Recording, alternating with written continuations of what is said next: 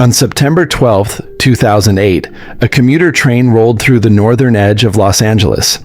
It was an ordinary Friday afternoon. Warm, bright, uneventful. But at 4:22 p.m., that ordinary day ended. Two trains collided head-on with a force so violent that the first passenger car rose off the rails and folded into itself. 25 lives were lost. More than 130 people were injured. And the cause was a moment of distraction. A single text message, sent by the engineer of Metrolink Train 111. This is the full story of the Chatsworth train collision, how it happened, why it happened, and how it changed the future of American railroads. The Chatsworth collision is remembered not only as a technical failure, but as a human one. A tragedy born from a moment of distraction, a single glance away from the track. One message sent at the wrong time, one red signal missed, and the cost of that moment reshaped the nation's approach to rail safety. Because sometimes, disasters aren't caused by complex chains of events. Sometimes, they are caused by a single choice, made in the wrong 22 seconds. Chatsworth is a quiet, suburban district on the northwestern edge of Los Angeles. Cliffs, warehouses, small neighborhoods, and a single-track rail line cutting straight through the hills. A single track means something very simple and very dangerous. Northbound and southbound trains use the same rails. Signals and human attention are the only things keeping them apart. On that afternoon, Metrolink Train 111 was heading northwest out of Los Angeles. At the controls sat 53-year-old engineer Robert Sanchez. Colleagues described him as gentle, polite, easy to talk to. He had nearly 4 decades of experience on trains. Passengers often said he greeted them with a smile. He also had a habit no one imagined would lead to a disaster. Robert Sanchez liked to text. The Chatsworth collision is remembered not only as a technical failure, but as a human one. A tragedy born from a moment of distraction, a single glance away from the track, one message sent at the wrong time, one red signal missed, and the cost of that moment reshaped the nation's approach to rail safety. Because sometimes, disasters aren't caused by complex chains of events. Sometimes they are caused by a single choice, made in the wrong 22 seconds. He texted friends, he texted colleagues, and he texted teenage train enthusiasts who followed his runs. These boys knew every locomotive model, every signal pattern, every stretch of track. For Robert Sanchez, they were a small online community, people who shared his passion for the railroad. He often answered their questions, sent photos from his cab, and talked about train operations, even while on duty. Some engineers used the radio to pass the time. Some kept journals or chatted with conductors. Sanchez used his phone. Co-workers later admitted they had seen him texting before, sometimes at the worst possible moments, but no one expected it to become a fatal habit. That day, he exchanged 29 messages during his shift. Short notes, casual comments, questions from the boys, all harmless on their own. But the timing wasn't harmless. Every message pulled his attention a little further away from the rails. The final one would be sent less than half a minute before the collision. To understand how everything went wrong, we need to talk about signals. On the rails, a yellow signal means slow down and prepare to stop. A flashing yellow means the next signal may require full braking. Proceed with heightened caution. And a red signal means exactly what it means on the road. Stop immediately and hold. Missing a red on a single track line can be catastrophic because another train may already be coming toward you. At 4:21 p.m., Train 111 approached the first warning signal. It glowed yellow, a clear instruction to reduce speed and prepare for what might come next. Yellow is not a suggestion. It's the system's first tap on the shoulder saying, "Slow down. Pay attention. Something is ahead." But Sanchez didn't slow down. He didn't check his gauges. He didn't shift his focus to the track. Instead, he lifted his phone. For investigators, this moment would later become a turning point. Engineers simply don't ignore a yellow unless something is wrong. Badly wrong. Yet on this day, the train rolled on, steady and unchanged. At 4:21 and 23 seconds, train 111 passed the next signal, an approach signal, without reducing speed. This signal carries even more weight. It warns that the next one could be red. It is the last reminder to prepare for a full stop. Any experienced engineer knows the importance of that moment. Passengers inside felt nothing unusual. The ride was smooth, almost calm. But inside the cab, a critical sequence of warnings was being silently missed. Then came another message. At 4:21 and 37 seconds, Sanchez received a text from the 14-year-old boy he often chatted with, a rail enthusiast who admired him deeply. They had talked about train horns, headlights, and signal patterns. The boy looked up to Sanchez as someone who let him peek into a world he dreamed of being part of. Sanchez leaned forward, looked down at his phone, and typed his reply. A tiny movement. A moment most people wouldn't even notice. But on a single-track line, where one missed signal can be fatal, that moment changed everything. Because now the train was approaching the most critical signal of the entire route, the one guarding a curve where another train was approaching from the opposite direction, the red signal. A signal no engineer can afford to miss. At 4:22 and 1 second, train 111 passed the red signal without stopping. This was the moment everything should have changed. The moment every engineer is trained to fear. A red signal means danger ahead, a train ahead, a life or death situation ahead. But inside the cab, there was no reaction, not a touch of the brakes, not a shift in posture, not even a sign that Sanchez saw the signal at all. For investigators, this became the most haunting question of the entire case. Did he truly never look up? The event recorder showed no brake application, no hesitation, no attempt to recover control. Meanwhile, on the same track, a Union Pacific freight train was rounding a blind curve. Its engineer suddenly saw something he shouldn't have seen. Headlights directly in front of him, where no train should ever be. He later described that moment as a shock of cold fear, an instinctive realization that something impossible was happening. The freight crew threw the brakes into emergency. They did everything they could, but freight trains don't stop like cars. They carry thousands of tons of steel and momentum. Even with emergency braking, the stopping distance stretched far beyond the space they had left. Inside Metrolink 111, passengers felt nothing unusual. Some were reading, some were texting, some were getting ready to step off at the next stop. None of them knew that their engineer had missed the most important signal on the line. None of them knew that another train was coming straight at them. None of them knew they had less than 20 seconds left. The collision was now inevitable.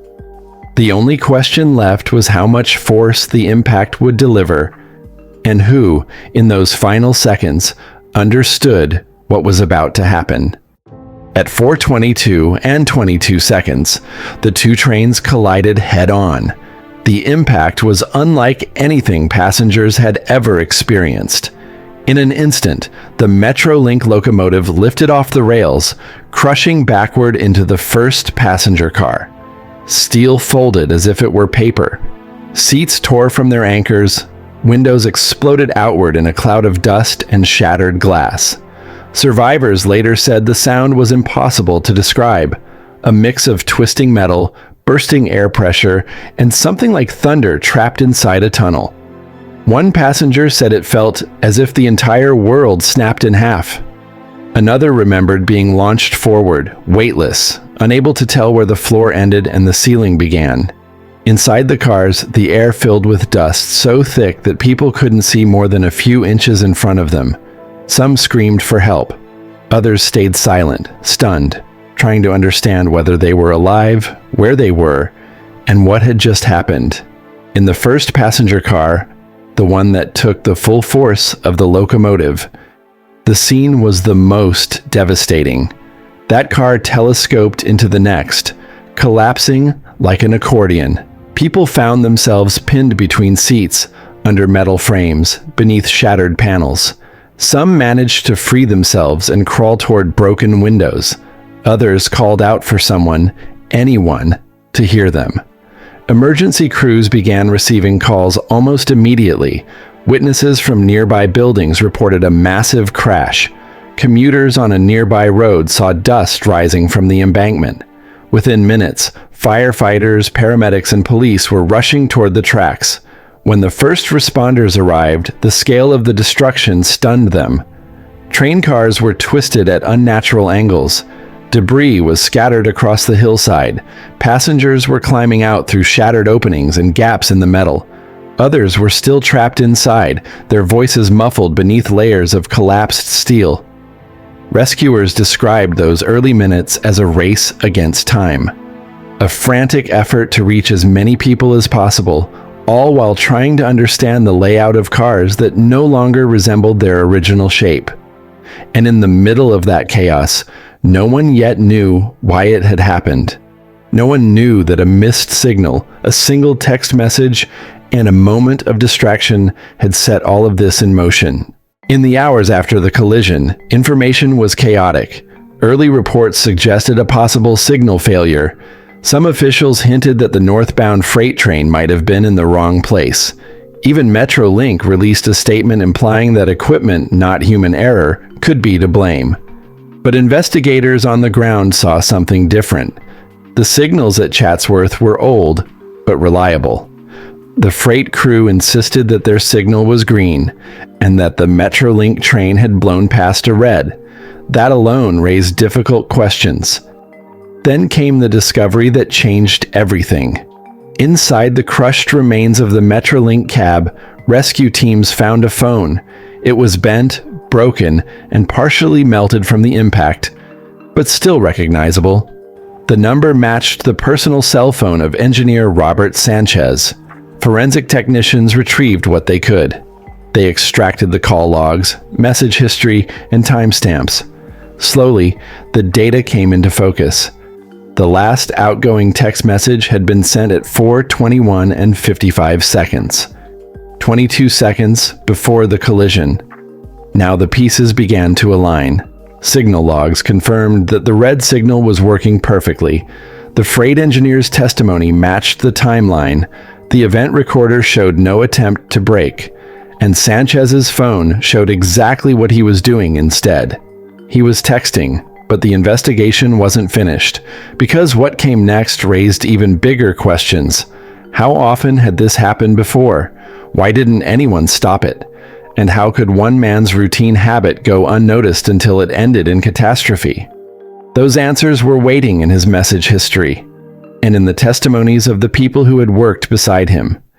As investigators dug deeper, it became clear that this tragedy wasn't only about one engineer and one text message. The system around him had been failing long before the crash. Co-workers told investigators that Robert Sanchez had been seen using his phone on previous shifts, sometimes even while trains were in motion. Some had mentioned it casually. Others had shrugged it off as just Robert being Robert. No one expected that the habit would ever lead to something catastrophic. But those observations were not documented. No warnings were issued, and supervisors admitted that they relied heavily on trust, not monitoring, to ensure rule compliance. The more investigators looked, the worse it became. Training standards were inconsistent. Discipline for safety violations was rare. Oversight was thin, and many critical procedures worked on the honor system. Metrolink engineers often operated alone in the cab, with no second person to provide a cross-check, even on single-track sections where mistakes could be fatal. Fatigue was another factor. Schedules were demanding. Some engineers worked long shifts with short breaks, increasing the risk of errors. And still, the industry resisted calls for stronger safeguards. The investigation revealed a pattern. Sanchez hadn't slipped through a perfect safety net. He had slipped through a net full of holes.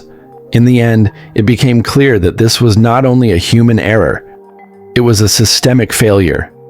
One that had been building for years, unnoticed and unchallenged. And yet the biggest revelation was still ahead. Technology that could have prevented the crash existed long before 2008, but it wasn't implemented. Not because it didn't work, but because major rail companies argued it was too expensive. That technology was called positive train control. Positive train control, PTC, wasn't science fiction. It wasn't experimental. It wasn't theoretical. By 2008, it already existed. It already worked. And experts had been warning for years that the nation's rail system desperately needed it. PTC is a safety technology that tracks the exact location and speed of trains. It knows every signal, every switch, every speed limit. And if an engineer misses a warning, if they fail to slow down, if they run a red signal, PTC steps in automatically. It doesn't ask permission. It doesn't wait for a human reaction. It applies the brakes and stops the train before a collision can happen. In Chatsworth, PTC would have seen the red signal. It would have detected the freight train ahead. It would have overridden Sanchez within seconds, and 25 people would still be alive. But despite decades of recommendations, the rail industry resisted it. Companies argued it was too expensive. They said the infrastructure upgrades were unnecessary, the risks overstated, the timelines unrealistic. Lobbyists pushed back in Congress year after year, delaying requirements, softening proposals, slowing progress. The cost of installing PTC nationwide was estimated at a few $billions. The cost of not installing it became heartbreakingly clear on September 12, 2008. Chatsworth wasn't the first tragedy that PTC could have prevented, but it became the one the country could no longer ignore. For investigators, this realization shifted the entire story. This was not simply the failure of one man. It was the failure of an entire system to adopt technology that could have saved lives. And in the days following the crash, pressure began to build. Families demanded answers. Lawmakers demanded action. And the nation realized that safety could no longer depend on trust alone. The question was no longer, does PTC work? It was, why wasn't it already here? In the days that followed the collision, the country demanded answers. Images of the wreckage filled the news. Families spoke publicly about their losses. Reporters pressed officials for explanations. And the pressure on lawmakers grew stronger with every passing hour. For years, experts had warned that the rail industry was vulnerable, that relying solely on human attention was dangerous, that a single mistake could cost dozens of lives, that positive train control was not optional, but essential. Now all those warnings were impossible to ignore. Congress moved with unusual speed. Committees held urgent hearings. Industry leaders were questioned directly. Why wasn't PTC already installed? Why were safety recommendations delayed? How many more accidents would it take? Under mounting public outrage, the answer became clear. There could be no more delays. Within a year, the Rail Safety Improvement Act was passed. It required PTC on major rail lines across the United States. Billions were allocated. Timelines were set. Rail companies, even those that had resisted for decades, were forced to comply. Training changed. Oversight changed. Cab procedures changed. Phones were banned in locomotive cabs except for emergencies. And the culture of rail safety shifted in a way the industry had never seen before. Chatsworth became a turning point, a tragedy that forced a modern system onto an aging network, and a reminder that progress often comes at the highest possible price. The Chatsworth collision is remembered as more than a technical failure. It is a reminder of how fragile our systems can be, how routines become risks, how a moment of distraction can ripple outward into something irreversible. 25 people left their homes that day, expecting an ordinary commute. Most never made it back. Their stories became part of a national conversation, a painful lesson that changed the future of rail safety in the United States. For investigators, the tragedy revealed a chain of missed signals, silent assumptions, and long-standing gaps in oversight. For families, it was a sudden and unimaginable loss, and for the country, It was a turning point. Today, positive train control protects millions of passengers. Modern rules, stronger training, and stricter oversight exist because of what happened on that September afternoon. The story of Chatsworth does not end with blame. It ends with responsibility. And with the understanding that sometimes, progress is written in the lessons we never wanted to learn. If this story resonated with you and you'd like to see more investigations like this, consider subscribing to the channel. Your support helps bring more real cases, more research, and more stories that deserve to be remembered.